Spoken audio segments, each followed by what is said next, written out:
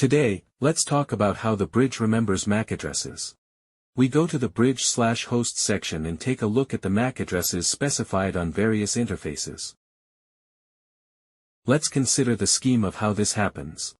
We have a bridge with several interfaces.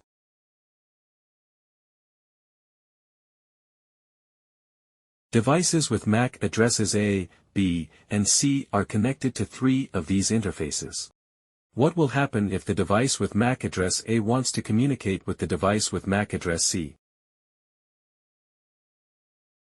Frames from device A are sent to device C. Since the bridge doesn't know where device C is located in the first step, it sends frames to all active interfaces. Therefore, the bridge does not send anything to inactive interfaces because it doesn't make sense. Also, at this step, memorization occurs on port 1. In other words, the bridge has a table where ports are specified, and on port 1,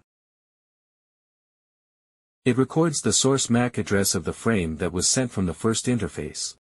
Next, after the frame reaches device C will send a response to device A. Since the bridge has already recorded the MAC address of device A in the table, data transmission will only occur on the first port.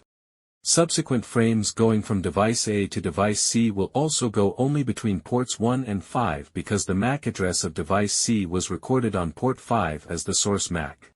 From here, it follows that when we send the first frame, our bridge doesn't know where everyone is, so it starts broadcasting all frames to all interfaces. After the first transmission, the source MAC address is recorded in the switching table, which specifies the interface numbers, F1, F2, and so on, and MAC addresses. The size of the switching table is limited and can be overflowed. After the table is fully filled, the bridge will broadcast data to all interfaces, which is not secure, and some malicious actors try to exploit this behavior.